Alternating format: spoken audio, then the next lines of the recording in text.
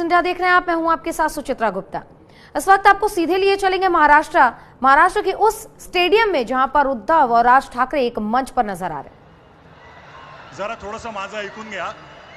तो ये तस्वीरें, क्योंकि अभी महाराष्ट्र सबसे हाईलाइटेड राज्यों में से एक है भाषा विवाद को लेकर। और देखिए, महाराष्ट्र की राजनीति में जो नया उबाल आया है उसने 20 सालों से बिछड़े हुए दो भाई को मिला दिया। देखिए, एक मंच पर राज ठाकरे, उद्धव ठाकरे नजर आ रहे हैं। इथे उपस्थित प्रत्येकाच्या मनातला हा प्रश्न असेल की येतील का रे दोन भाऊ एकत्र। तो महाराष्ट्र में चल रहे भाषा विवाद को लेकर देखिए, दो भाई 20 साल बाद एक मंच पर आए हैं। और ये तस्वीरें तिसऱ्याने बोलून ऐकणार असतील तर ते ठाकरे कसले। देखिए, गले मिलते हुए दोनों भाई और हाथ हिलाते हुए दोनों भाई नजर आ रहे हैं मंच पर एक साथ। उद्धव ठाकरे, राज ठाकरे एका मंचावर आणणारं एक निमित्त घडलं। मराठी भाषेवर अन्याय करण्याचा प्रयत्न झाला आणि हे दोन वाघ चौताळून उठले। स्टेडियम में मौजूद जो लोग हैं, मराठी लोग, भाषा होतीच और जो अनाउंसमेंट है वो कुछ इस प्रकार की, मराठी भाषा पर अन्याय नहीं सहेगा महाराष्ट्र। आणि ते उधळून लावण्यासाठी हे दोघे आणि इतर सर्व राजकीय पक्ष जे समोर बसलेत ते आपापसातले मतभेद विसरून सगळे एकत्र उभे ठाकरे, सगळे एकत्र उभे ठाकले। फक्त राजकीय पक्ष नव्हे तर अनेक मंच पे कहते हुए आप सुन सकते हैं कि महाराष्ट्र में मराठी का अपमान किया गया और इसीलिए दो ठाकरे एक साथ आए हैं। एक झाला, सर्वांची भावना एक झाली और एक बार फिर से दोनों ठाकरे ने साबित कर दिया है कि महाराष्ट्र या मराठी भाषा पर कोई भी विपत्ति अगर आई तो वो दोनों एक साथ इसके खिलाफ लड़ेंगे। तो शासन निर्णय मागे घेण्यात आला। सर्वांबरोबर तुम्हा दोघांचंही हार्दिक अभिनंदन। मी आता माननीय राजसाहेब, आपण बऱ्याच वेळा हे बोलला आहात की भाषा मारली की संस्कृती संपवता येते, स्वातंत्र्य संपवता येतं। आपली मराठी संस्कृती जपण्यासाठी ती जाणून घेणं गरजेचं आहे। वाचन संस्कृती वाढणं, उत्तम संगीत, नाटक, चित्रपट होणं, मराठी ही व्यवहाराची आणि रोजच्या जगण्याची भाषा होणं असं तुम्ही मानता। परवाच तुम्ही बोलताना म्हणालात की बाकी काहीही चालेल पण मराठीच्या बाबतीत तडजोड नाही। आज ह्या दिवशी तुम्हाला भाषा, मराठी माणूस, महाराष्ट्र याबद्दल काय बोलावं असं वाटतं ते ऐकण्यासाठी आम्ही उत्सुक आहोत। मी विनंती करतो माननीय श्री राजसाहेब ठाकरे यांना की त्यांनी आपलं मनोगत व्यक्त करावं।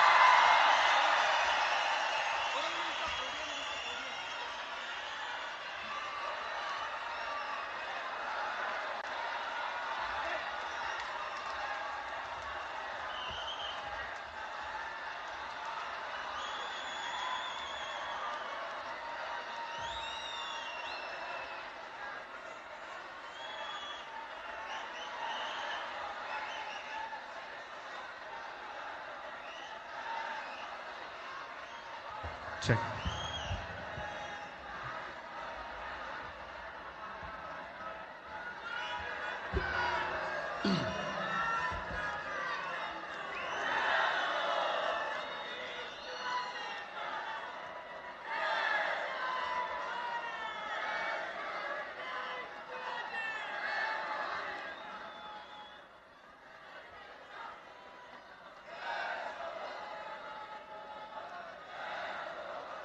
सन्माननीय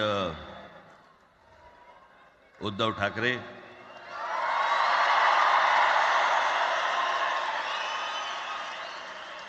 आणि माझ्या जमलेल्या सर्व तमाम मराठी बांधवांनो, भगिनींनो आणि मातांनो,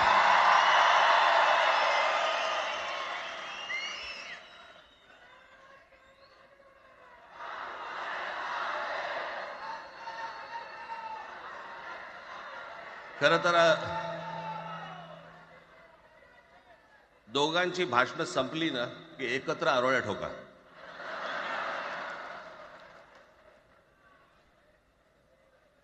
खरं तर आज मोर्चा निघायला पाहिजे होता।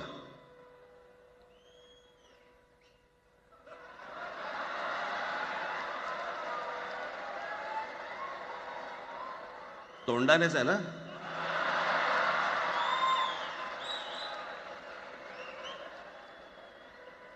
बस बस मोर्चा खरं तर निघायला पाहिजे होता.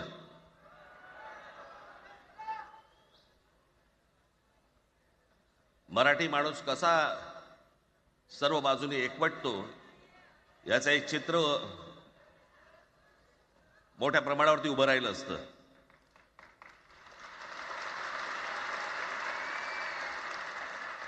पण नुसत्या मोर्चाच्या चर्चेनेच माघार घ्यावी लागली.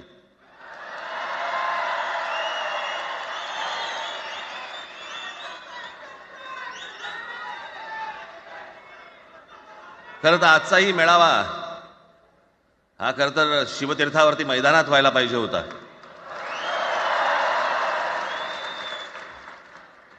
मैदान ओसंडून वाहिलं असतं अख्खं.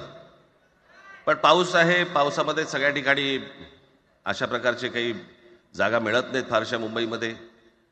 आणि म्हणून आज तुम्हाला सर्वांना इथे यावं लागलं. मी बाहेर जे उभे आहेत त्यांची मी दिलगिरी व्यक्त करतो की त्यांना आतमध्ये येता नाही आलं. परंतु आता काही स्क्रीनवरती आठवा.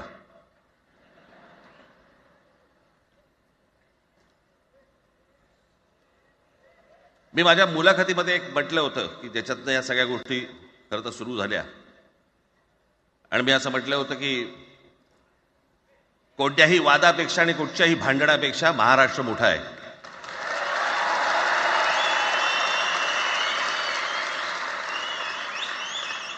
आज जवळपास 20 वर्षानंतर मी आणि उद्धव आम्ही एका व्यासपीठावरती आज येतो आहोत.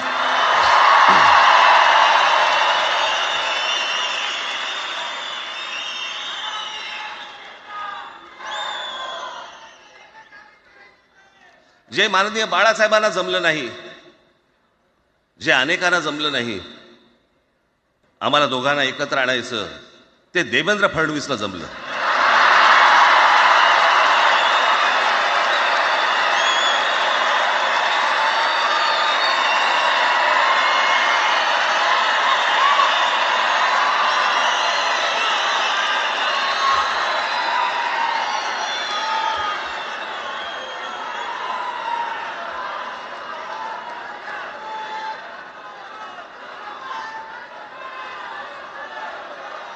आता बऱ्याच सगळे चॅनल्सचे सगळे कॅमेरे तिकडे लागले, इकडे लागले, इकडे लागलेत. आता संध्याकाळी सगळं सुरू होईल. आता काय वाटतं, काय दोघांची बॉडी लँग्वेज कशी होती? कोणी कमी हसलं का, कोणी जास्ती हसलं का, कोणी बोलतायत का? आपल्याकडे मूळ विषय सोडून इतर गोष्टींमध्येच फार रस असतो अनेकांना. खरं तर आजचा हा मेळावा, मोर्चालाही तीच घोषणा होती, आजच्या मेळाव्यालाही तीच घोषणा आहे की कुठचाही झेंडा नाही, मराठी हाच अजेंडा.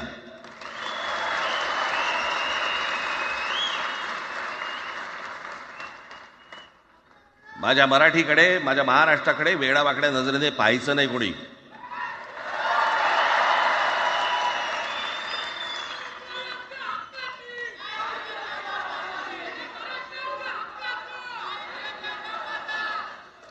ठरलं ना आपलं, सगळ्यात शेवटी द्यायच्या घोषणा. बसा, शांत बसा. खरं तर हा प्रश्नच अनाठाई होता, काही गरजच नव्हती. हे कुठून अचानक हिंदीचं आलं मला काही कळलं नाही. मला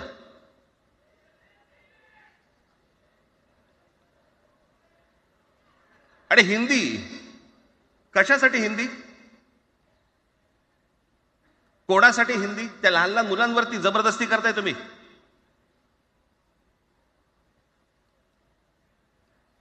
कोणाला विचारायचं नाही, शिक्षण तज्ञांना काही विचारायचं नाही, कोणाला काही विचारायचं नाही. बस आमची सत्ता आहे, आमच्याकडे बहुमत आहे, आम्ही लादणार. तुमच्या हातात सत्ता असेल ती विधान भवनात,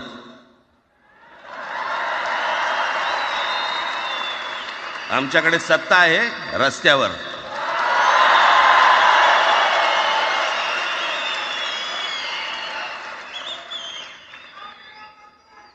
एक पत्र लिहिलं, 2 पत्र लिहिली,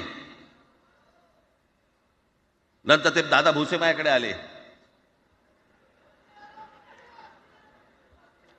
मला म्हणाले की आम्ही काय म्हणतो एवढं समजून तर घ्या,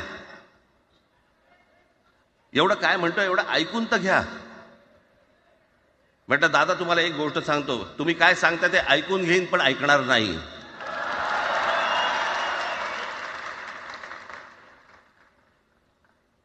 मराठीच्या विषयामध्ये त्याच्यात तुम्ही तिसरी भाषा लादताय. त्रिभाषा सूत्र, कुठलं त्रिभाषा सूत्र आणलं? त्रिभाषा सूत्र ज्या वेळेला आलं ते फक्त सेंट्रल गव्हर्नमेंट आणि राज्य सरकार, केंद्र सरकार आणि राज्य सरकार यांच्यामधल्या दुव्यासाठी म्हणून हे त्रिभाषा सूत्र फक्त आणलं. आज कोर्टातही नाही, तुम्ही हायकोर्टात जा, सुप्रीम कोर्टात जा, इंग्रजीमध्ये सगळ्या गोष्टी होतात. कुठे आहे त्रिभाषा सूत्र? मग मला सांगायला लागले म्हणे केंद्रीय शिक्षण धोरणामध्ये, त्या धोरणातही नाही राहत, केंद्राच्या शिक्षण धोरणात, इतर कोणत्या राज्यातही नाही.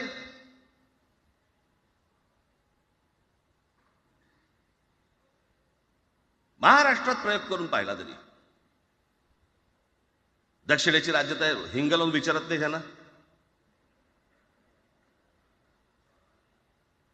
पण महाराष्ट्र ज्या वेळेला पेटून उठतो त्यावेळेला काय घडतं आणि काय होतं हे आज राज्यकर्त्यांना समजलं असेल. त्याशिवाय का माघार घेतली?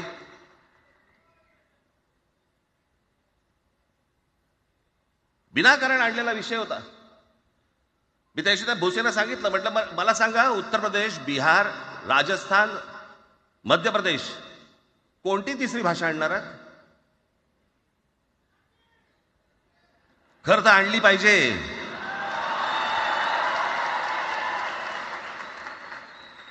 एक गंमत बघा, हिंदी भाषिक राज्य आहेत ती आर्थिकदृष्ट्या मागास, आणि हिंदी न बोलणारी जी राज्य आहेत ती आर्थिकदृष्ट्या प्रगत, आणि वर आम्ही हिंदी शिकायचं. यांना हिंदीतून राज्य नाही सांभाळता आली, यांना राज्यांचा विकास नाही करता आला. जे हिंदी बोलत नाहीत त्या राज्यांमध्ये, हिंदी बोलत असलेल्या राज्यांमधनं नोकरी धंद्यासाठी लोक इकडे येत आहेत आणि हे म्हणतात हिंदी शिका. कोणासाठी शिकायचं? 5वी नंतर काय हिंदी चित्रपट सृष्टीमध्ये जाणार आहेत पोरगा? कोणासाठी शिकायचं? हिंदी भाषेबद्दल मला वाईट नाही वाटत, भाषा कोणतीही श्रेष्ठच असते, उत्तमच असते. मग ती मराठी असेल, गुजराती असेल, तामिळ असेल, पंजाबी असेल, बंगाली असेल, हिंदी असेल, अजून कुठचीही असेल. एक भाषा उभी करायला खूप प्रचंड तपश्चर्या लागते, खूप लोकांची मेहनत असते. एक लिपी उभी करायला खूप प्रचंड ताकद लागते.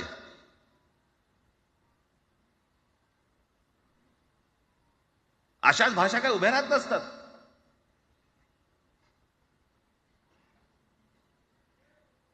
आणि या भाषेचं नवीन कुठून आणलं? त्याविषयी अमित शहा म्हणाले ज्याला इंग्रजी येतं त्याला पुढे म्हणे लाज वाटेल, म्हणे मला इंग्रजी येतं. अरे तुम्हाला नाही येत?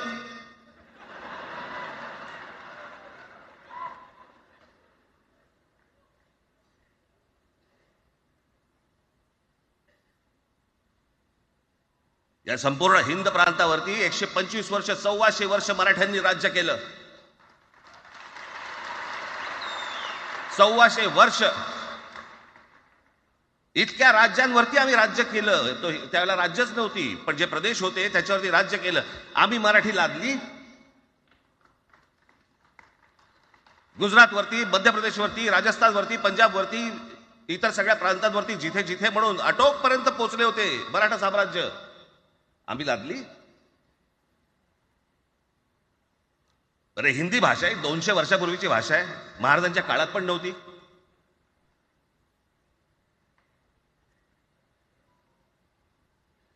कशासाठी आणि कोणासाठी आणि काय करायचे नेमकं?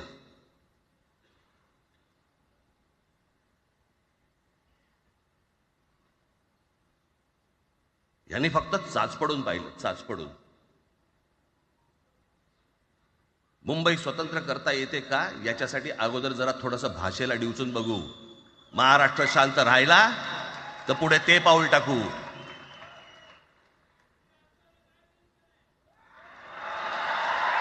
कोणाची माय व्हॅली आहे त्यांनी महाराष्ट्राला हात घालून दाखवावा, मुंबईला हात घालून दाखवावा.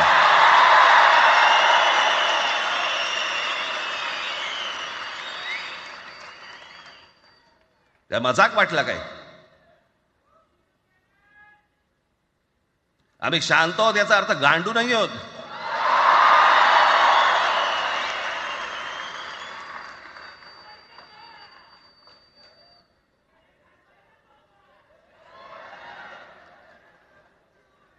काही अंगावरती लादायचा प्रयत्न करतात आणि मग आता माघार घेतली ना,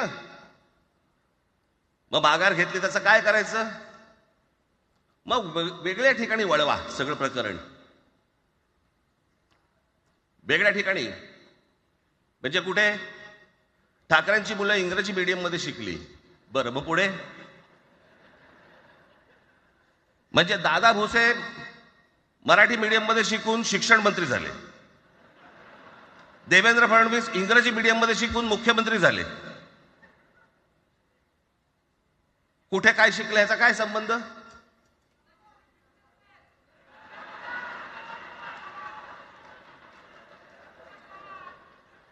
अहो, कोणाकोणाची मुलं इथे परदेशामध्ये शिकतायत, याद्या आहेत आमच्याकडे. त्याचं काय करणार आहात तुम्ही? आणि त्याच्यातल्या त्याच्यात मंत्रिमंडळातल्या एक एक मंत्र्याचं हिंदी आहे का? फेफरं येईल, फेफरं.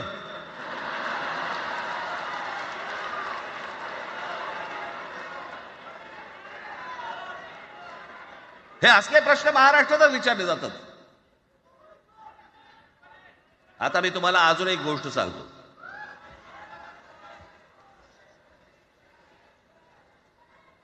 आम्ही मराठी मीडियम मध्ये शिकलो, हो शिकलो.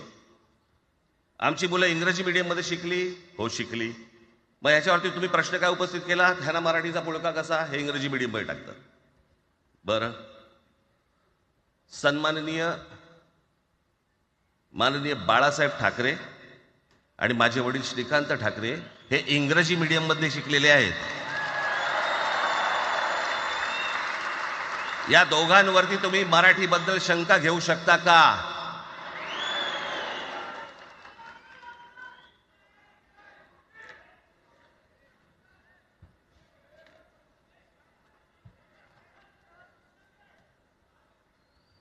Lalkrishna Advani Saint Patrick high school Christian missionary school मध्ये शिकले. हिंदुत्वावर शंका घेऊ का त्यांच्या? कॉन्व्हेंट स्कूल मध्ये शिकलेले आहेत अडवाणी. दक्षिण भारतामध्ये बघा, तमिळच्या प्रश्नावरती, तेलुगूच्या प्रश्नावरती कडवटपणे समोर येऊन उभे राहतात. पण विचारते तर ना, तुमची मुलं कुठे शिकली आणि तुम्ही कुठे शिकलात?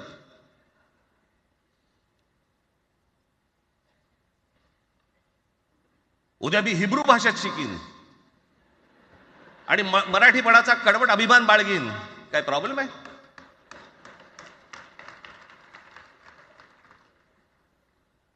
मी आता तुमच्याकडे दक्षिणेतले इंग्रजीमध्ये, मी अगदी थोडक्यात यादी आणली आहे. दक्षिण भारतातील इंग्रजी माध्यमात शिकलेले नेते आणि अभिनेते: Jayalalithaa Doveton English medium school, Stalin English medium school Loyola, Kanimozhi Presentation Convent school, Udhayanidhi म्हणजे करुणानिधींचा नातू डॉन बॉस्को, चंद्रबाबू नायडू वडील इंग्लिश टीचर होते, शिक्षण इंग्रजी माध्यमात झालं. पवन कल्याण आंध्र उपमुख्यमंत्री, शिक्षण सेंट ॲन.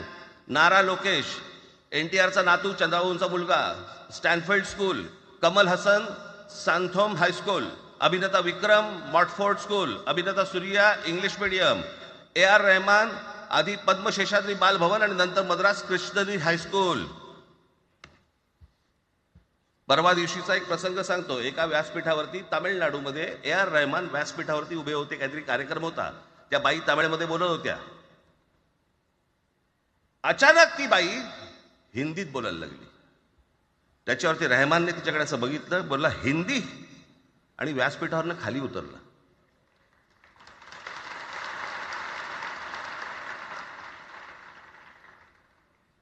तुमचा कडवटपणा हे तुम्ही शिक्षण कुठे घेतले याच्यावरती नसतो, तो कडवटपणा तुमच्या आतमध्ये असावा लागतो.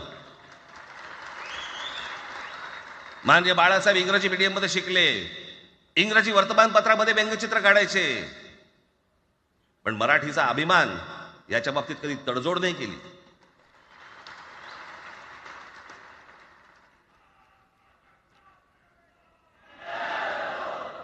म्हणे एक भाषा म्हणे सगळ्यांनाच बांधून ठेवते. कुठची एक भाषा? आजपर्यंत काय वाकडं झालं? म्हणजे आपल्या संरक्षण खात्यामध्ये घ्या, आपल्या संरक्षण खात्यामध्ये जेवढी रेजिमेंट्स आहेत, मी फक्त तुम्हाला नावं वाचून दाखवतो.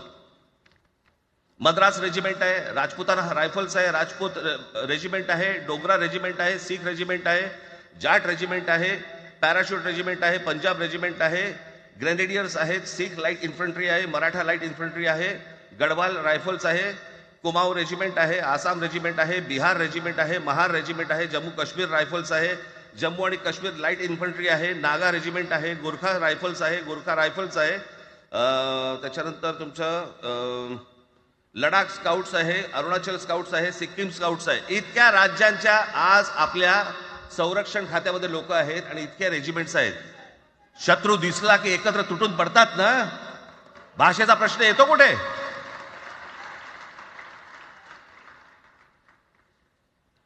या देशामध्ये ज्यावेळेला भाषावार प्रांतरचना झाली तीच या गोष्टींसाठी झाली ना, की प्रत्येक भाग तसे भाषांचे होते म्हणून. या सगळ्या गोष्टी का सुरू केल्यात तुम्ही? कशासाठी सुरू केल्यात?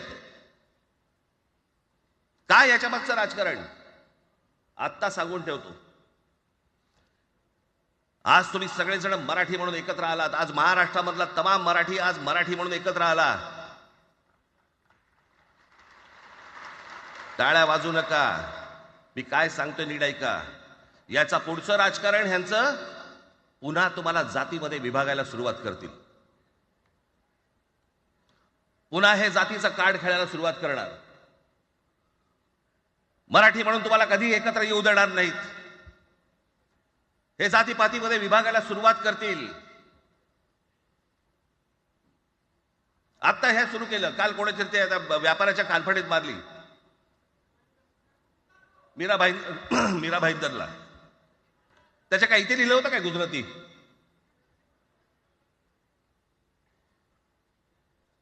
पण एवढंही आपल्याकडे काही जे चॅनलमध्ये, मराठी नाही इतर चॅनलमध्ये, हिंदी आणि याच्यात गुजराती माणसाला मारला. कुठच्या गुजराती माणसाला मारला? बाचाबाचीमध्ये समोरचा गुजराती निघाला, इकडचा मराठी निघाला. त्याच्यामध्ये काय गुजरात्यानं मारलं का? केवढे व्यापारी आहेत. अजून तर काहीच केलेलं नाही.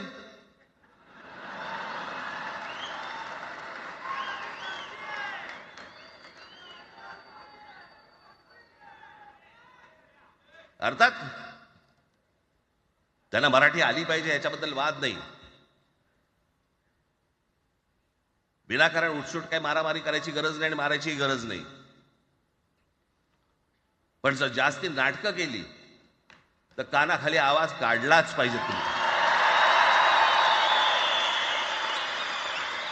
पण चूक त्यांची असली पाहिजे. आणि एका गोष्टीचं लक्षात ठेवा, अशी कधी गोष्ट कराल त्याचे व्हिडिओ काढू नका.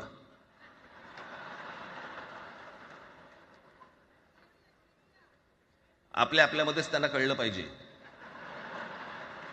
कळलं का? मारणारा कधी सांगत नसतो, मार खाणारा सांगत असतो मला मारला म्हणून. त्यांना सांगू देत. पण याचा अर्थ उठसूट कोणालाही उगाच मारायचं काही कारण नाहीये. अनेक लोक आहेत, अनेक गुजराती लोक आहेत, माझ्या अनेक परिचयाचे आहेत.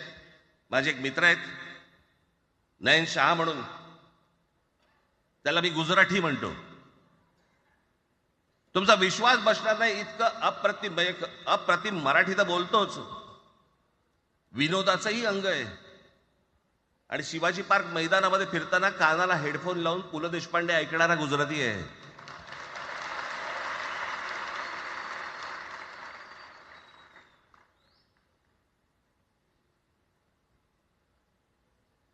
मी मगाशी तुम्हाला सांगितलं की हे मराठीचं बाळकडू, आमच्यासाठी ते बाळकडूच होतं.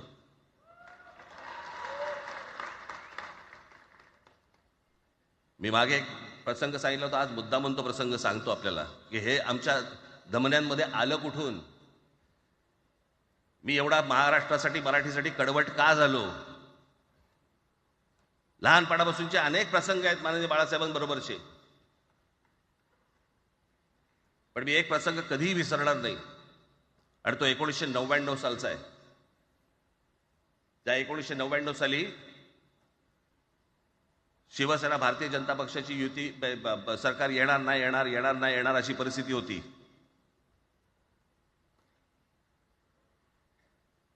पवार साहेब त्यावेळेला त्यांनी राष्ट्रवादी काँग्रेस पक्ष स्थापन केला होता. वेगवेगळे लढले होते, आणि मग सगळ्या त्या वादामध्ये, शिवसेना भारतीय जनता पक्षाच्या त्या वादामध्ये काहीच होईना.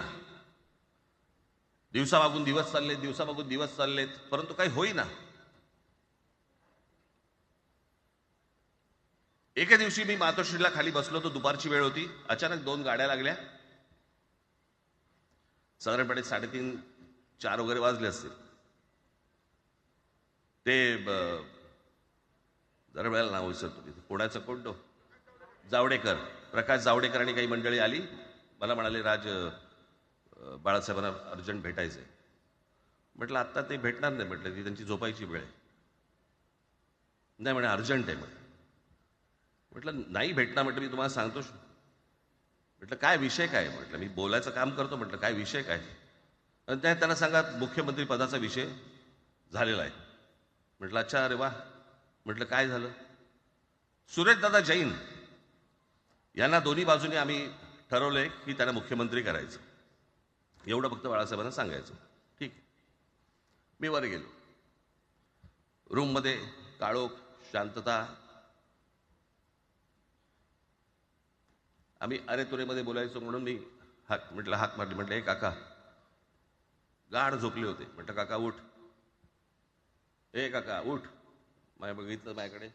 काय रे? म्हटलं नाही, ती सगळे खाली जावडेकर वगैरे सगळी मंडळी आली आहेत. म्हटलं बरं मग? नाही, ते म्हणतात ते मुख्यमंत्री पदाचा विषय झालाय म्हणून. म्हटलं बघ. ते म्हणाले काय झालं? ते म्हणाले सुरेशदादा जैन यांना मुख्यमंत्री पदासाठी दोन्ही जणांनी सांगितलं की करायचं म्हणून. असं माझ्याकडे बघितलं त्यांनी. त्यांना जाऊन सांग, महाराष्ट्राचा मुख्यमंत्री मराठीच होईल, दुसरा कोणी होणार नाही.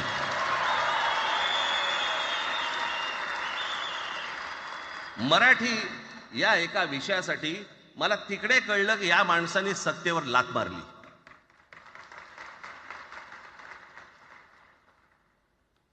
हे संस्कार ज्या पोरावरती झाले असतील, तो मराठीसाठी तडजोड करेल काय? बाकी सगळ्या युत्या, आघाड्या, सगळ्या कुठच्याही गोष्टी होत राहतील. महाराष्ट्र, मराठी माणूस, मराठी भाषा याच्यावर तडजोड होणार नाही. कोणत्याही परिस्थितीत होणार नाही. याच्या पुढे देखील तुम्ही सर्वांनी सावध असणं पण गरजेचं आहे, आणि सतर्क असणं पण तेवढंच गरजेचं आहे. पुढे पुढे काय काय गोष्टी घडतील, काय काय गोष्टी होतील कल्पना नाही. परंतु मला असं वाटतं की ही मराठीसाठीची एकजूट ही कायम राहावी, आणि महाराष्ट्रामध्ये माननीय बाळासाहेबांचं जे स्वप्न होतं ते पुन्हा साकारावं अशी एक आशा, अपेक्षा आणि इच्छा व्यक्त करतो, आणि आपल्या सर्वांची मी रजा घेतो. धन्यवाद. जय हिंद, जय महाराष्ट्र. धन्यवाद राजसाहेब. मला सांगा, आपल्या सगळ्यांपेक्षा आज जास्त आनंदी कोण झालं असतं? आपल्या सगळ्यांपेक्षा आज जास्त आनंदी कोण झालं असतं? ज्यांनी मराठी माणसाला उभं केलं ते हिंदू हृदय सम्राट माननीय बाळासाहेब. आज त्यांची पुढची पिढी इथे मंचावर एकत्र येऊन मराठीचा गजर पुन्हा एकदा करते आहे, आणि त्या आजोबांचे 2 लाडके नातू आज आपल्या समोर मराठीचा झेंडा पुढे नेण्यासाठी सज्ज झालेले दिसत आहेत. अमित ठाकरे इकडे उपस्थित आहेत, आदित्य ठाकरे उपस्थित आहेत. मी त्यांचंही स्वागत करतो. या वास्तूला NSCI डोम असं म्हणतात, पण इथे आज देश पाहतोय मराठी भाषेवर होणाऱ्या अन्यायाविरुद्ध पेटलेला मराठी जनमानसाचा आगडोंब.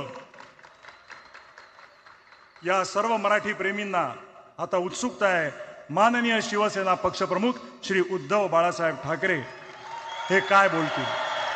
मी त्यांना विनंती करतो की की त्यांनी आपलं मनोगत व्यक्त करावं.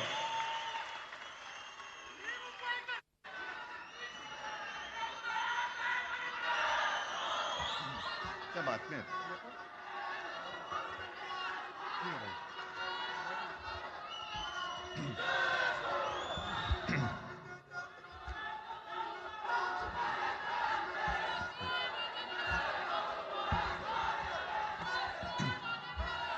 बऱ्याच वर्षानंतर राज आणि माझी भेट व्यासपीठावरती झाली. आता पंचायत अशी आहे की त्यांनी मला सन्माननीय उद्धव ठाकरे असं बोललेलं आहे.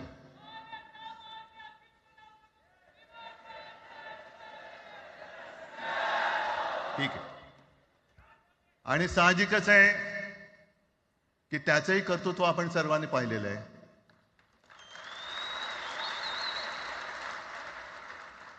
म्हणून माझ्या भाषणाची सुरुवात करताना सन्माननीय राज ठाकरे आणि जमलेल्या माझ्या तमाम मराठी हिंदू बांधवांनो, भगिनींनो आणि मातांनो,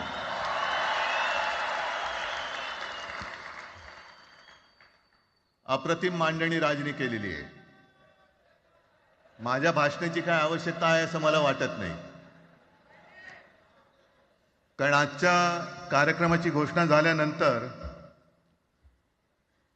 साहजिकच आहे सगळ्यांचं लक्ष हे आज भाषणाकडे आहे. पण वैयक्तिक मला असं वाटतं की आज आमच्या भाषणांपेक्षा आमचं एकत्र दिसणं हे महत्वाचं आहे.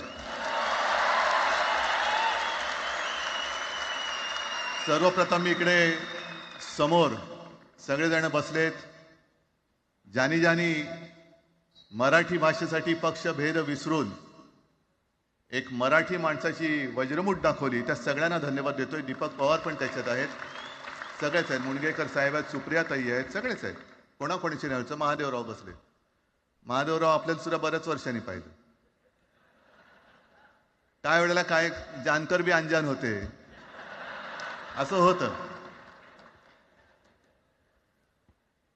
पण एक गोष्ट नक्की की आमच्या दोघांमध्ये जो काही अंतरपाठ होता तो आनाजी पंतांनी दूर केला.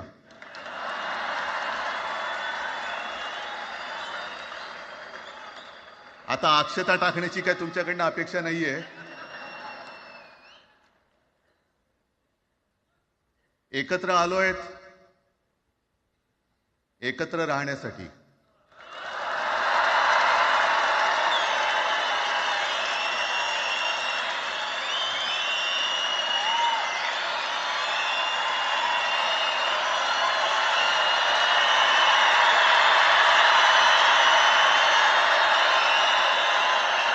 आणि मला कल्पना आहे,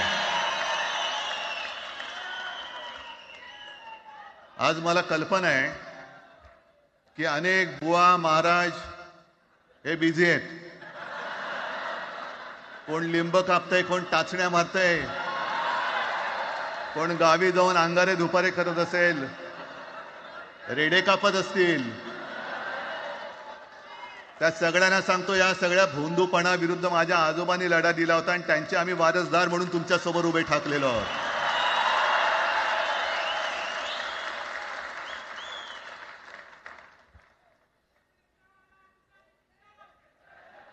नाही, सगळं आपणच करून ठेवलेलं आहे.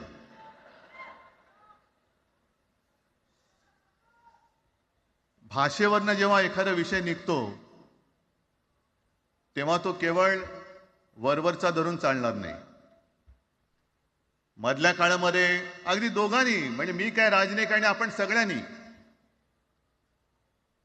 या नतद्रष्टांचा अनुभव घेतलेला आहे. वापरायचं आणि फेकून द्यायचं. आता आम्ही दोघं मिळून तुम्हाला फेकून देणार आहोत. आजपर्यंत वापर करून घेतलात. अरे डोक्यावरती जर का शिवसेना प्रमुख नसते तर तुम्हाला ओळखत कोण होतं या महाराष्ट्रामध्ये? कोणत्या भाषेत बोलत होतात? अगदी राज, तू सगळ्यांची शाळा काढली. मला एका प्रश्नाचं उत्तर पाहिजे, मोदींची शाळा कोणती? सगळ्यात उच्च शिक्षित आहेत.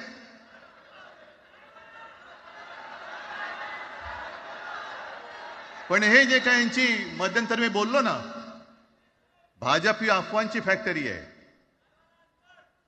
मधल्या काळात त्यांनी सुरू केलं होतं, उद्धव ठाकरेने हिंदुत्व सोडलं. हिंदुत्व ही कोणत्याही भाषेची मक्तेदारी नाही. आम्ही अस्सल मराठी बोलणारे तुमच्याही पेक्षा जास्त कडवट कट्टर देशाभिमानी हिंदू आहोत. तुम्ही काय आम्हाला हिंदुत्व शिकवताय? अरे 92-93 साली जेव्हा जे काय घडलं, देशद्रोही मातले होते, तेव्हा मुंबईतल्या अमराठी लोकांना सुद्धा हिंदू म्हणून माझ्या शिवसैनिकांनी, शिवसेना प्रमुखांच्या शिवसैनिकांनी व मराठी माणसांनी वाचवलेलं आहे. आणि देवेंद्र फडणवीस आज जे बोललेत, बातम्या आले सगळीकडे, मी इकडे बातम्या आणल्यात. भाषेच्या नावाखाली गुंडगिरी सहन केली जाणार नाही. जर महाराष्ट्रामध्ये मराठी माणूस न्याय मागण्यासाठी आंदोलन करत असेल आणि त्याला जर का तुम्ही गुंड म्हणत असाल, तर आम्ही गुंड आहोत. आम्ही गुंड. न्याय मागणं म्हणजे गुंडगिरी नाहीये. आणि जर का गुंडगिरी केल्याशिवाय तुमच्या दरबारी न्याय मिळत नसेल, तर आम्ही गुंडगिरी करूच.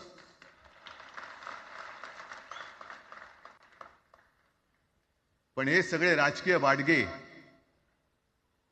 देवेंद्र फडणवीसांची आजचं वक्तव्य म्हणजे मला संयुक्त महाराष्ट्र चळवळीच्या वेळेला सखा पाटलांनी केलेलं एक वक्तव्य आठवते.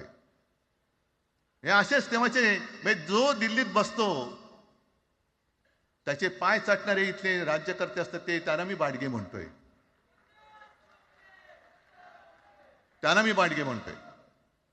कारण संयुक्त महाराष्ट्र चळवळीमध्ये मुंबई आपल्याला आपण मिळवली. आपण म्हणजे आपण मराठी माणसांनी. तेव्हाही तत्कालीन जे सत्ताधारी होते, हो अगदी काँग्रेस होतीच ना तेव्हा सत्तेवर, मुंबई मराठी माणसाला द्यायला तयार नव्हती. आणि तेव्हा सुद्धा एक मराठी माणूस, म्हणजे आज जे बोलतात ना आम्ही मराठी नाहीत का, अरे तुम्ही नुसतं नावाने मराठी आहात, तुमच्या अंगात मराठी रक्त आहे की नाही आता तपासावं लागेल. आणि सखा पाटील बोलले होते, यावश चंद्र दिवा करो, मुंबई महाराष्ट्राला मिळणार नाही. कशी नाही मिळत, झुकवलं, वाकवलं, गुडघ्यावरती आणलं मराठी माणसानी. आणि मुंबई आपल्या हक्काची, तुम्ही आता जी घोषणा घेतली ना, दिली ना, ती मुंबई आपल्या हक्काची आपण लढून आपण मिळून घेतली.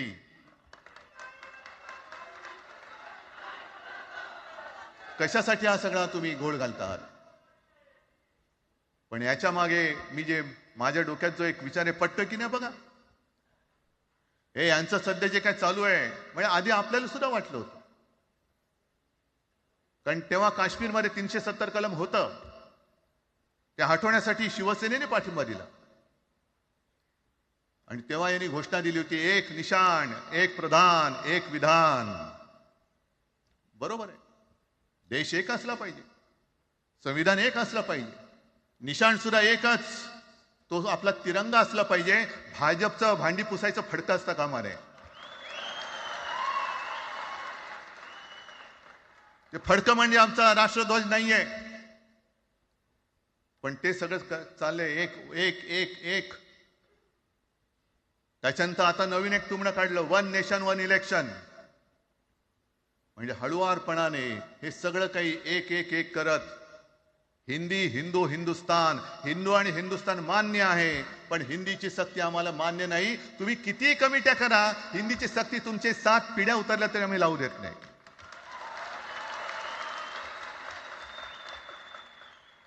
मग एक फेक नरेटिव्ह पसरवायचं. हे उद्धव ठाकरेच्याच काळातलं. अरे उद्धव ठाकरे एवढं काम करत होता, मग पाडलात कशाला गद्दारी करून? टाण्या बोंबललात तेव्हा. पण मी अभिमानाने सांगेन, माझ्या मंत्रिमंडळातले सहकारी इकडे बसले, जितेंद्र आव्हाड आहेत, आणखीन कोणी असतील. मी मुख्यमंत्री असताना महाराष्ट्रामध्ये मी मराठीची सक्ती केली होती आणि केलीच, ज्याचा मला अभिमान आहे. काय केलं त्याचं तुम्ही? मराठी भाषा महाराष्ट्रामध्ये सक्तीची करावी लागली. का करावी लागली? कोण आहेत आमच्या मराठीचे दुश्मन? कोण आहेत?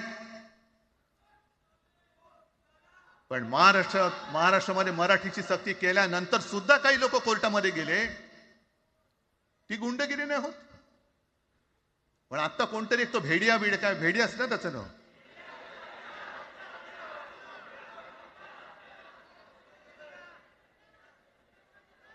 ही यांची सगळी पिल्लावळ आहे. तोडा फोडा आणि राज्य करा.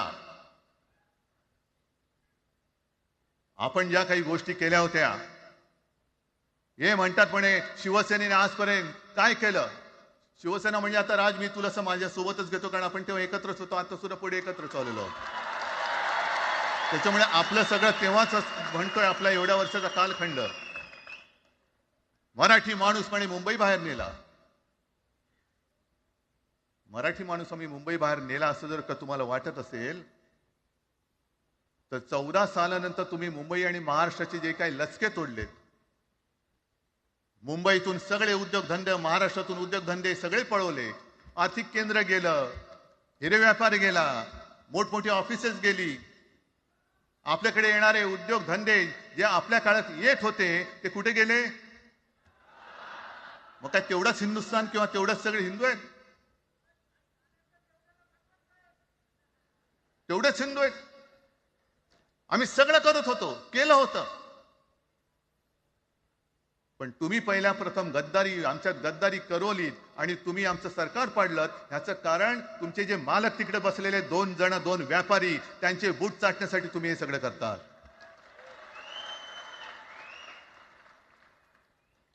हे इतक्या वर्षाचं सगळं सहन करत करत करत आपण आलो. आपल्या डोळ्या देखत सगळे लचके तोडले जात आहेत. आपल्या दोघांनाही भांडवलं जात आहे आणि नतद्रष्टा आपल्या डोक्यावरती बसतायत. किती काळ सहन करायचंय? प्रत्येक वेळेला काही झालं की भांडाभांडी लावायची. आता सुद्धा तेच होणार. म्हणजे आम्ही एकत्र येणार, आल्यानंतर निवडणुकीपर्यंत एकत्र राहतील का? सत्ता प्राप्ती, काही जण म्हणतात की यांचा मराठीचा नाही, महापालिकेचा आहे. अरे नुसता महापालिकेचा नाही, तर आमच्या महाराष्ट्राचा आहे.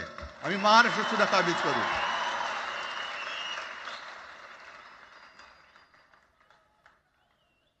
आज तर निवडणुका नाहीयेत. आमची सत्ता, सत्तेवरती जे शिवसेना प्रमुखांनी सांगितलं, अरे सत्ता काय, सत्ता येते आणि सत्ता जाते. पण आपली ताकद ही आपल्या एकजुटीमध्ये असली पाहिजे. दर वेळेला संकट आलं की आपण सगळे मराठी एकवटतो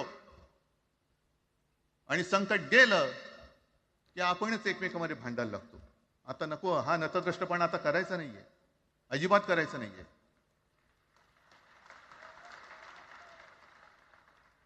कारण गेल्या विधानसभेत त्यांनी जे काय केलं, बटेंगे तो कटेंगे. आपल्याला काय वाटलं होतं की हिंदू मुसलमानांमध्ये करतायत. हिंदू मुसलमान तर केलंच, पण त्यांनी खास करून केलं ते मराठीतर मध्ये केलं. म्हणजे यांची नीती आहे ती अशीच आहे. जे गुजरातमध्ये त्यांनी केलं, गुजरातमध्ये गेल्या निवडणुकीत एक असा माहोल होता. मला वाटतं मोदी तेव्हा का त्यांच्या नंतर असेल, माहित नाही, मला लक्षात नाही. वातावरण असं पेटलं होतं गुजरातमध्ये की बस आता पटेल यांना आपटेल. पण त्यांनी काय केलं बरोबर? पटेलांना भडकवलं, पटेलांना वेगळं केलं आणि पटेल तर सगळं एकत्र केलं. हरियाणामध्ये पण तेच केलं. जाट लोकांना भडकवलं, जाट लोक एकत्र झाले, त्यांना वेगळं केलं आणि जाटेतर सगळा जो काही समाज होता तो एकत्र करून तिकडे सत्ता प्राप्त केली. महाराष्ट्रामध्ये तेच केलं. मराठ्यांना उचकवलं आणि मराठी तर सगळा एकत्र केला. बटेंगे तो कटेंगे ही भीती त्यांच्यामध्ये निर्माण केली की बघा ते एकत्र झालेत, तुम्ही जर का फुटलात तर ते तुमच्या डोक्यावर बसतील. झाले एकत्र. मराठी माणूस मराठी माणसाची भांडला आणि दिल्लीचे गुलाम आपल्या डोक्यावरती राज्य करायला लागले. आणि आपण त्यांच्या पालख्या व्हायच्या. नुसते पालख्यांचे भय होणार की तुम्ही कधीतरी आपल्या माय मराठीला पालखीमध्ये सन्मानाने बसवणार आहात. बस झालं. आता यांची जोखड फेकून दिली पाहिजे. एकमेकांमध्ये भांडून त्यांचे जे काही डाव आहेत ते करत असतात. मी पेपरमध्ये बघितलं, काल बघितलं, आज बघितलं. आमचे पंतप्रधान जगभर फिरतायत. काय तो मोठा पट्टा घातलाय, स्टार ऑफ घाना. कुठे आला घाना देश? इकडे घाण आणि तिकडे घाना, स्टार ऑफ घाना. पण एका बाजूला मोदींचा फोटो आणि दुसऱ्या बाजूला माझ्या महाराष्ट्रामधला शेतकरी कर्जबाजारी झालाय, त्याला बैल सुद्धा तर पोचत नाही, बैल मिळत नाही, म्हणून त्या नांगराचं जोखड घेऊन तो शेती करतोय. मग एका बाजूला हा शेतकरी, त्याच्या खांद्यावरती गळ्यामध्ये ते नांगराचं जोखड आहे, आणि तिकडे आमचे पंतप्रधान स्टार ऑफ घाना. लाज वाटली पाहिजे, लाज, खरोखर लाज वाटली पाहिजे. आणि आजच पेपरमध्ये बातमी आले, 2 बातम्या आल्या की लाडक्या बहिणीचं पोर्टल आता बंद, नव्याने नोंदणी होणार नाही. बसा बोंबलत आता. आणि त्याही पेक्षा सगळ्यात भयानक गोष्ट म्हणजे संपूर्ण देशामध्ये सगळ्यात जास्त कर्जबाजारी शेतकरी कुठे असतील तर ते आपल्या महाराष्ट्रामध्ये आहेत. महाराष्ट्र आता थांबणार नाही, कर्ज काढतच राहणार. आणि ही यांची जी काही खेळी आहे, आपापसात भांडवायचं. मी एक साधी गोष्ट केली होती. जितेंद्र, तुम्हाला माहिती असेल, आपण तिकडे चौपाटीला, जिकडे बिर्ला मातोश्री का बिर्ला क्रीडा केंद्र काय आहे, मराठी रंगभूमीचं दालन, मराठी रंगभूमीचा इतिहास सांगणारं दालन, त्याची निर्मिती करण्याचे सगळे आदेश वगैरे राज्यात सगळं झालं. आराखडा मंजूर केला मी. आणि 2-3 महिन्यापूर्वी बातमी आली की तो आराखडा यांनी केराच्या टोपलीत टाकला, ती जागा यांच्या मालकाच्या मित्राच्या घशात टाकतात. हा मराठीचा तुमचा अभिमान? मराठी भाषा भवनाची